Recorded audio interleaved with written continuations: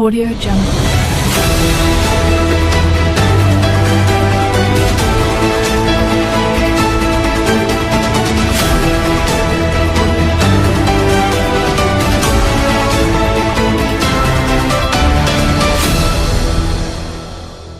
Audio Jungle.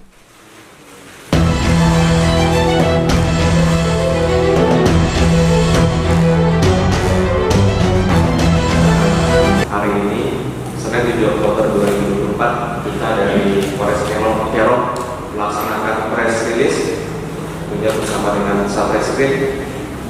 Jadi pada tanggal 5 September 2024 pukul 15 WIB, ini tersangka PK menggunakan akun Facebook atas nama Puja awal mengirim pesan messenger pada saksi 1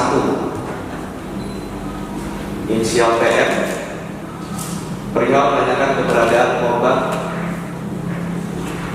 inisial PK dan dibalas pukul 19.57. Kemudian pukul 00.15 dini hari tersangka mendatangi korban pada saat korban dan Karso untuk berbelanja barang kios, dan tersangka langsung mengaitkan kepala miliknya dibawa dari rumah ke arah korban yang mengenai kepala bagian belakang tembus ke samping kiri kepala korban sekitar 17 cm yang mengakibatkan korban langsung terjatuh. Kemudian luka robek pada lengan tangan korban sekitar 12 cm dan nyaris putus, dan yang 3 luka robek pada bagian dada sekitar 18 cm. Kemudian setelah aksinya korban meninggalkan TKP dan menuju distrik Grid PNG di Papua ini, dan pelaku sekitar 2 minggu kemudian berkat kerjasama kita Polres Kerom yang aktif dengan Papua ini PNG dalam hal ini dengan konsulat dan polisi PNG yang ada, sehingga untuk tersangka bisa diketahui keberadaannya dan diamankan. Dan hari ini kita laksanakan press release. Kita katakan premier pasal 340 KUH pidana, subsidiar pasal 338 KUH pidana, karena ini kita kenakan pembunuhan berencana, karena sebelumnya sudah direncanakan terlebih dahulu. Ini bisa diketahui dari pesan messenger yang kita dapatkan dari akun dari media sosial dan juga dari pelaku seperti itu. Jadi kemudian kedua, pada hari Rabu tanggal 11 September 2024 sekitar pukul 10 WIB di Kampung Bagia Pier 3 Distrik Karso Kabupaten Kerom telah terjadi penganiayaan yang mengakibatkan meninggal dunia untuk satu korban, satu lagi mengakibatkan luka. Ini kejadiannya korban pada hari Rabu tersebut berangkat dari rumah dengan tujuan ke kebun untuk mencari kayu bakar sambil memegang sebilah parang sambal berwarna hitam. Ini jarak rumah korban dengan kebun kurang lebih 400 meter. Kemudian pada pukul 10 WIB korban inisial NW ditemukan di kebun dalam keadaan sudah tidak bernyawa dengan posisi tersebut di tangan, dan setelah dilakukan pemeriksaan terhadap mayat, korban mengalami luka tembak pada bagian kepala bagian belakang sebelah kiri tembus ke dahi sisi kanan. Dan untuk hasil visum, satu luka terbuka pada dahi sisi kanan dan satu luka terbuka pada bagian belakang bawah sisi kiri yang sesuai dengan kekerasan pukul. Kemudian luka terbuka yang ditemukan pada kepala bagian belakang bawah sisi kiri sesuai dengan luka tembak masuk. Kemudian luka terbuka yang ditemukan pada dahi sisi kanan dapat sesuai dengan luka tembak keluar. Sebab kematian korban adalah karena luka tembak masuk pada bagian kepala belakang bawah sisi kiri yang merusak jaringan otak besar dan otak kecil. Di sini untuk pelaku yang sudah kita tetapkan sebagai tersangka dengan inisial AW diduga melakukan pembunuhan terhadap korban karena sakit hati terhadap korban. Ini kita ditolak karena tersangka Pramono sehingga nekat menghabisi nyawa korban menggunakan senapan angin jenis PCP. Dan sebelumnya juga pada tanggal 12 Agustus 2024 pukul 13 WIB di kampung bagian P3, pacar korban dengan inisial GF ditembak oleh OTK menggunakan senapan angin PCP setelah mengantar korban pulang sekolah.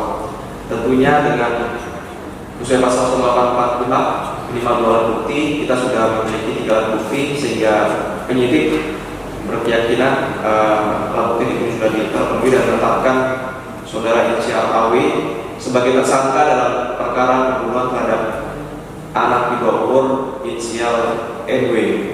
Ancaman hukumannya 15 tahun dalam pasal 83 Undang-Undang RI Nomor 35 Tahun 2014 tentang perubahan atas Undang-Undang Nomor 23 Tahun 2002 Yunto pasal 5C Undang-Undang RI Nomor 35 Tahun 2014 tentang perlindungan anak. Yang ketiga, pada hari Kamis tanggal 12 September 2024 sekitar pukul 11 WIB di Kampung Wonorejo, Desa Distrik Manen, Kabupaten Kerong telah terjadi penganiayaan yang mengakibatkan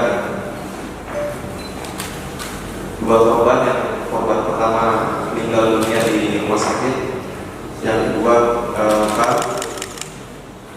jadi tersangka 2 dengan inisial NKP di belakang saya bertemu dengan tersangka 1 inisial D di teras rumah korban. Kemudian tersangka 2 berbicara dengan nada pelan menyampaikan pesan pada tersangka 1, kok bisa lukai tante?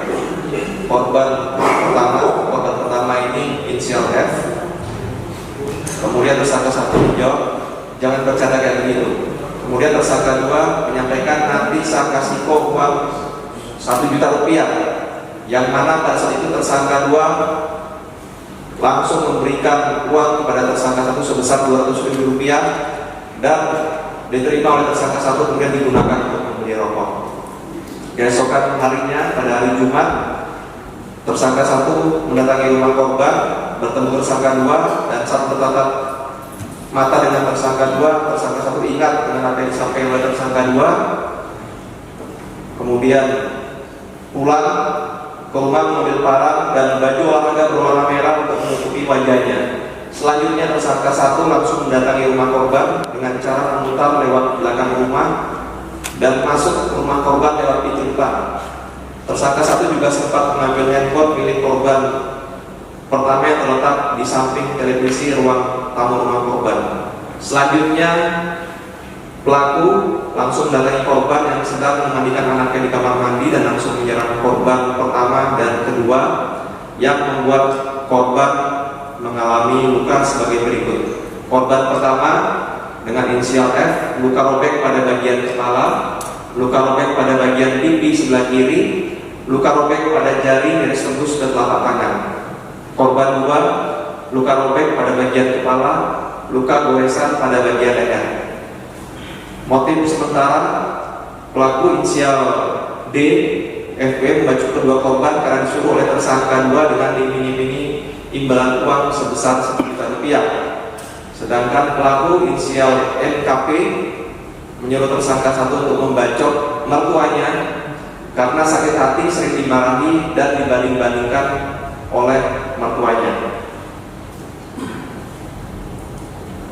Pasal yang disangkakan tindak pidana pembunuhan, penganiayaan pasal 338 KUHP pidana subsidiar, pasal 353 KUHP pidana, lebih subsidiar 351 ayat 2 KUHP pidana. Dan untuk pelaku atau tersangka pertama karena masih di bawah umur, jadi kita tidak tampilkan untuk press release pada siang hari. Terima kasih, ini juga masyarakat juga kooperatif sehingga informasi sekecil apapun ini kita bisa dapatkan di lapangan dan belajar dari kejadian-kejadian yang ada. Tentunya kami juga sudah selalu memberikan himbauan kepada masyarakat tidak melakukan hal-hal yang merugikan diri sendiri ataupun orang lain. Apalagi kita di Kerom, toleransi umat beragama begitu tinggi, ada hal-hal yang permasalahan selesaikan secara kekeluargaan. Kalau memang tidak bisa secara tokoh-tokoh yang ada, apakah tokoh masyarakat besar dari suku yang ada, ataupun juga bisa dari secara kerohanian.